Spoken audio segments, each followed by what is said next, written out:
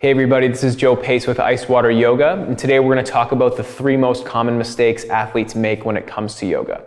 Those 3 things are being in a rush, not being present, and being stubborn. The first one, when you're rushing in yoga, you're first of all risking injury, especially as an athlete when you're not as experienced in yoga. If you're rushing into poses and out of poses, you're probably developing some momentum, and for most of what we're doing in yoga, we want to eliminate momentum entirely because that's what leads to injury, and it also misses opportunity to build strength if you're too impatient to hold a pose, be in the pose, understand the pose. You're essentially not doing yoga. You're doing some sort of physical thing with your body, and you're going to get some physical benefit from it, but you're not going to get any deeper benefit from it. So do your best not to rush in yoga no matter what. Okay, that's rule number 1, and that's the most common mistake, number 1. Number 2 is not being present.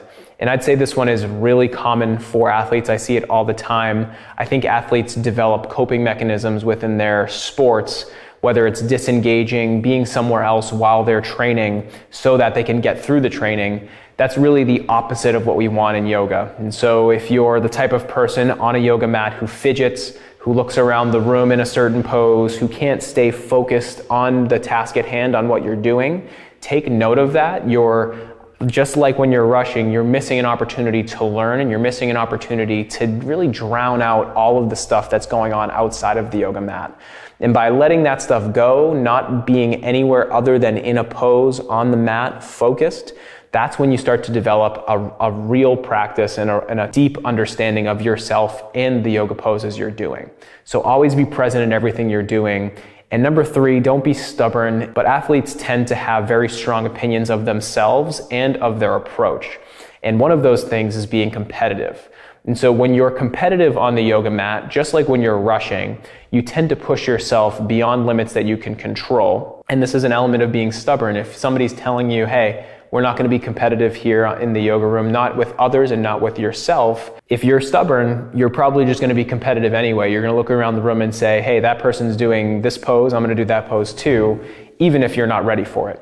Okay, so being stubborn can lead to injury. And again, just like the other 2 points we've already made, being stubborn is a missed opportunity to learn about yourself and about the practice.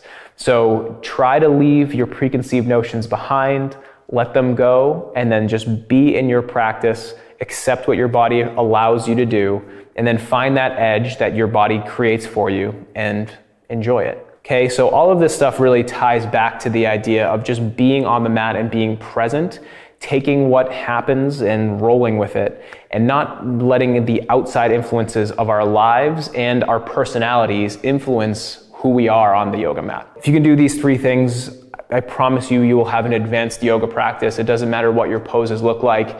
It is all about the approach when it comes to yoga. So thank you very much for your time. I hope this helps you become a better athlete. The yoga that you do is only going to complement everything you're doing off the mat. So thank you for your time. I really appreciate it, and I look forward to working with you again in the future.